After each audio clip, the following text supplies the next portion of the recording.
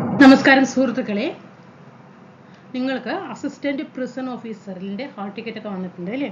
അപ്പോൾ അതിന്റെ എക്സാമിനും അതേപോലെ VFA എക്സാമിന് ബിവറേജ് LD തുടങ്ങി ഡിഗ്രി തല എക്സാം വരെ മുഴുവൻ മാർക്കും ഇംഗ്ലീഷിൽ ക്രാക്ക് ചെയ്യണമെങ്കിൽ നമ്മൾ എന്ത് ചെയ്യണം? ക്വസ്റ്റ്യൻ പേപ്പറുകൾ PSCയുടെ പൾസ് മനസ്സിലാക്കിയിട്ട് ക്വസ്റ്റ്യൻ പേപ്പറുകളെ നന്നായിട്ട് വിലയിരുത്തി പഠിച്ചാൽ നമുക്ക് എന്ത് ചെയ്യാൻ പറ്റും? നല്ല മാർക്ക് സ്കോർ ചെയ്യാൻ കഴിയും. അപ്പോൾ നമുക്കൊരു കാര്യം ചെയ്യാം.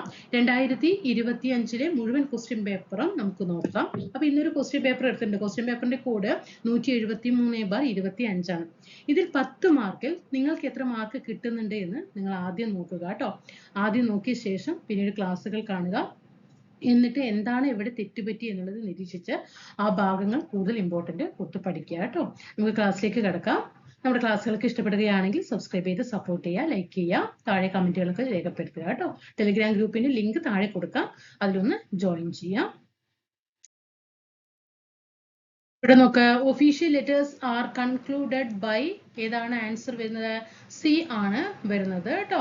അതായത് ഒഫീഷ്യൽ ലെറ്റേഴ്സ് എന്ന് പറയുമ്പോൾ അതായത് ഔദ്യോഗികമായ കത്തുകൾ അവസാനിപ്പിക്കുന്നത് എങ്ങനെയാണ് എന്നാണ് ചോദ്യം.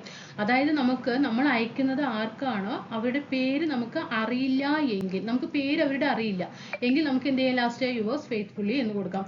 യുവർ സിൻസിയർലി പറഞ്ഞെന്താ? നമുക്ക് അവരുടെ പേര് അറിയാം എങ്കിൽ യുവേഴ്സ് സിൻസിയർലി കൊടുക്കാം കേട്ടോ. അങ്ങനെയാണ് ഇവിടെ ഔദ്യോഗിക ലെറ്ററുകളിൽ അവസാനിപ്പിക്കുന്നത് എപ്പോഴും എങ്ങനെയായിരിക്കണം? യുവേഴ്സ് ഫെയ്ത്ത്ഫുള്ളി എന്ന് ആയിരിക്കണം. Which of the following statement is അല്ലെങ്കിൽ ഓർ കറക്റ്റ്? ഇവിടെ ആൻസർ 88ാമത്തെ ചോദ്യത്തിന്റെ ആൻസർ എ ആണ്. 1ഉം 2ഉം കറക്റ്റ് ആണ്. അതായത് ഇവിടെ ചോദ്യം വന്നിട്ട് ടൈപ്പ് റൈറ്റിംഗിൽ 2 ഷിഫ്റ്റ് സിസ്റ്റം ഉണ്ട് എന്നാണ് പറയുന്നത്. There are 2 kinds of shift system. ടൈപ്പ് റൈറ്ററിൽ ഷിഫ്റ്റ് സിസ്റ്റം 2 എണ്ണമാണ്. ഒന്ന് സിംഗിൾ ഷിഫ്റ്റും 2 ഡബിൾ ഷിഫ്റ്റും കേട്ടോ. അങ്ങനെ 2 ഷിഫ്റ്റ് സിസ്റ്റം ഉണ്ട്.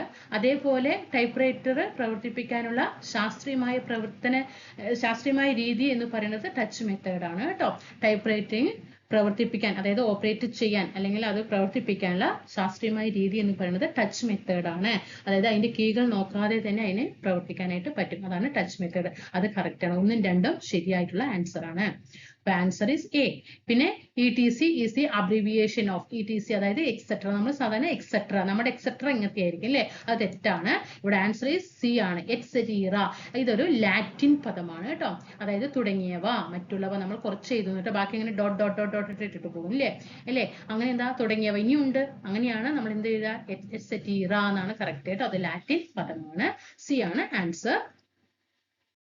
Next one, which of the following options are most similar in meaning to the word agitated? Agitated mentioned in the passage.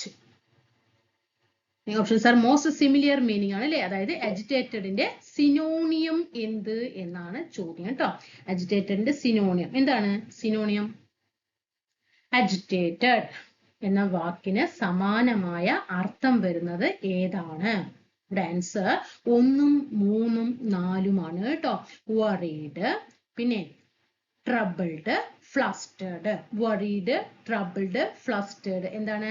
അതിന്റെ meaning ആണ് agitated. Agitated എന്ന് പറഞ്ഞാൽ പരിഭ്രമിച്ച എന്നാണ് അർത്ഥം വരുന്നത് കേട്ടോ. പരിഭ്രമിക്കുക. നമ്മൾ എന്തെങ്കിലും കാണുമ്പോൾ പെട്ടെന്ന് പരിഭ്രമിക്കില്ലേ? ആ പരിഭ്രമിക്കുക. എന്നാൽ ട്രാൻക്വലൈസ്ഡ് എന്ന് പറഞ്ഞാൽ ശാന്തമായ എന്നാണ് അർത്ഥം. അതിന്റെ ഓപ്പോസിറ്റ് ആണ്. അജിറ്റേറ്റഡിന്റെ ഓപ്പോസിറ്റ് ആണ് ട്രാൻക്വലൈസ്ഡ്. അജിറ്റേറ്റഡിന്റെ ഓപ്പോസിറ്റ് ആണ് ട്രാൻക്വലൈസ്ഡ്. അജിറ്റേറ്റഡിന്റെ സിനോണിയം ആണ് വറീഡ്, ട്രബിൾഡ്, ഫ്ലസ്റ്റേർഡ്. ഓക്കെ ആയല്ലോ. In next one, lay past tense of the word lay. layയുടെ past tense ഏതാണ്? laid ആണ് കേട്ടോ. LAID ആണ് കേട്ടോ. എങ്ങനെയാണ് വരിക? നമ്മൾ വെർബിന്റെ V1 ഫോം ഉണ്ട്, V2 ഫോം ഉണ്ട്, V3 ഫോം ഉണ്ട് അല്ലേ? അതിൽ V1 ഫോം ആണ് ലേ എന്ന് പറയുന്നത്. V2 ഫോം ലെയ്ഡ് ആണ്, V3 ഫോമും ലെയ്ഡ് തന്നെയാണ് കേട്ടോ. ലേ, ലെയ്ഡ്, ലെയ്ഡ് എന്നാണ് കേട്ടോ. ഇനി ഈ ലേ എന്ന് പറയുന്നത് ഉണ്ടല്ലോ, ലൈഡ് പാസ്റ്റ് ടെൻസ് ആണ് കേട്ടോ.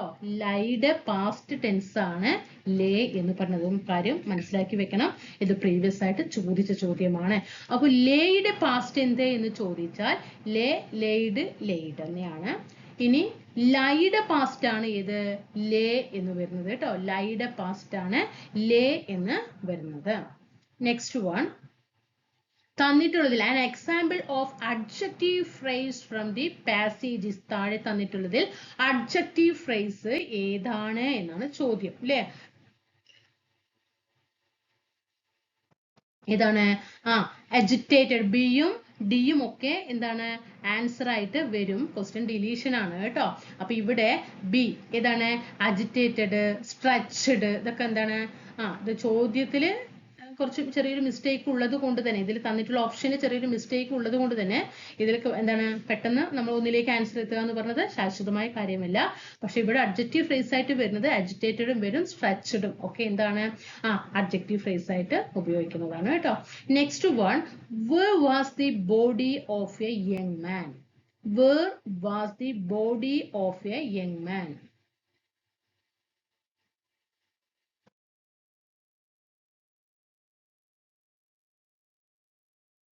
എവിടെയാണ്?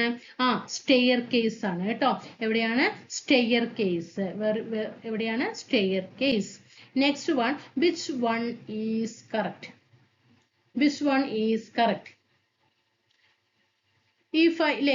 ഇഫ് ക്ലോസിലാണ് തന്നിട്ടുള്ളതിൽ വായിച്ചു നോക്കിയിട്ട് ചെയ്യണം.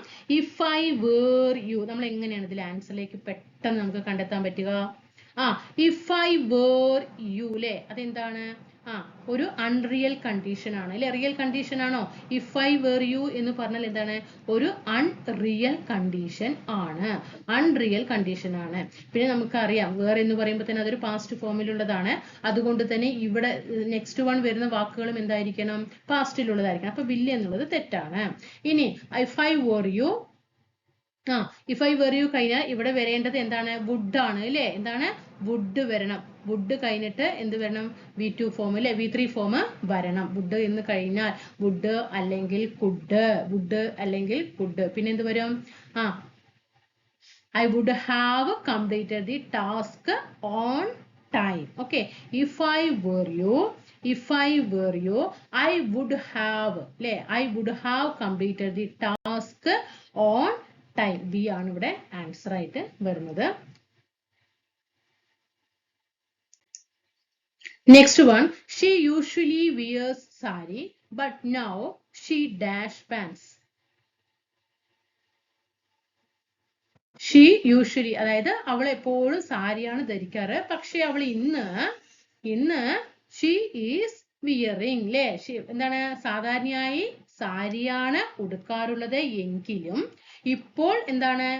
ഇപ്പോൾ എന്ന് പറയുമ്പോൾ ഇപ്പൊ നടന്നുകൊണ്ടിരിക്കുകയാണ് അല്ലെ. പ്രസന്റില് അത് കണ്ടിന്യൂസ് ആയിട്ട് നടന്നുകൊണ്ടിരിക്കുകയാണ്. അവൾ ധരിക്കുന്നത് എന്താണ്? she is wearing pants. അടുത്തത് a number of soldiers. a number of soldiers എന്താണ് അടുത്ത ഗ്രാമർ വരിക അവിടെ? a number of എന്നതിന് ശേഷം എപ്പോഴും എന്തായിരിക്കണം?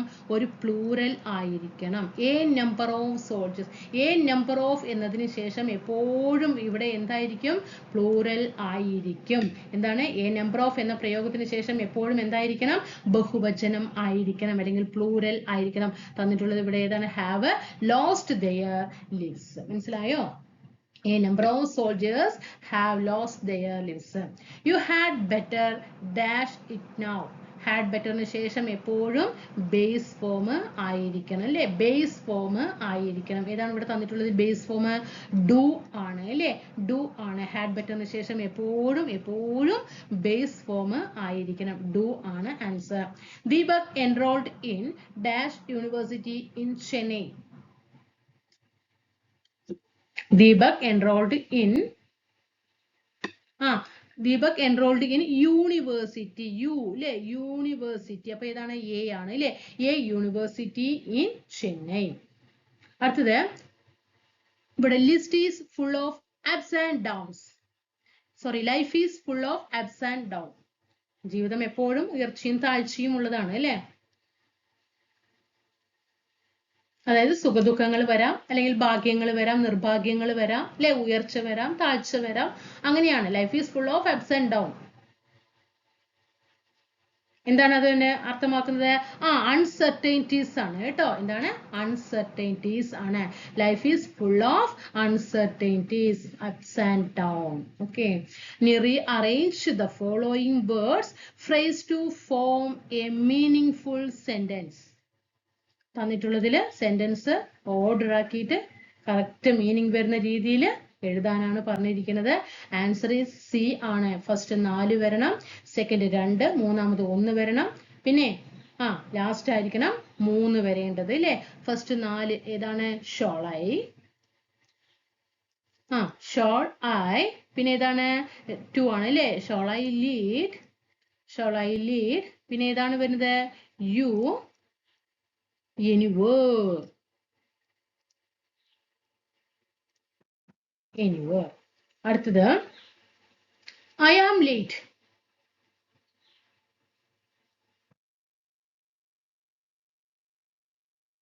എന്താണ്? I am late. എങ്ങനെയാണ് ഇതിന്റെ ക്വസ്റ്റ്യൻ ടാഗ് വരിക? I am late. Question tag എന്താണ്? I am എന്ന് തുടങ്ങുന്ന വാചകങ്ങളുടെ നെഗറ്റീവ് ടാഗ് എപ്പോഴും എന്തായിരിക്കും? I am എന്ന്. ഇവിടെ തന്നിട്ടുള്ളത് സെന്റൻസ് പോസിറ്റീവ് ആണ് അല്ലേ. തന്നിട്ടുള്ളത് പോസിറ്റീവ് ആണ്, ടാഗ് നെഗറ്റീവ് ആക്കണം. അപ്പൊ എപ്പോഴും I am, I am, I am എന്നതിന്റെ ടാഗ് എപ്പോഴും R×I എന്ന് ആയിരിക്കും. ഇതാണ് R×I എന്ന് ആയിരിക്കും. Next one. Then he put on his hat and dashed to the house. Phrasal verb ആണ്. ഏതാണ്? ran up ആണ് കേട്ടോ. ഇതാണ് put on. Then he put on his hat and ran up to the house. Ran up to the house. അടുത്തത് can I have the pencil dash I gave you today morning. Can I have the pencil? വസ്തുക്കളെ സൂചിപ്പിക്കാൻ ഇവിടെ എന്താ തന്നിരിക്കുന്നത്? ഒരു വസ്തുവാണ് തന്നിരിക്കുന്നത് അല്ലേ. അതിനെ സൂചിപ്പിക്കാൻ എന്താണ്? ദാറ്റ് ആണ് ഉപയോഗിക്കുക. ദാറ്റ് അല്ലെങ്കിൽ ഏത് ഉപയോഗിക്കാം?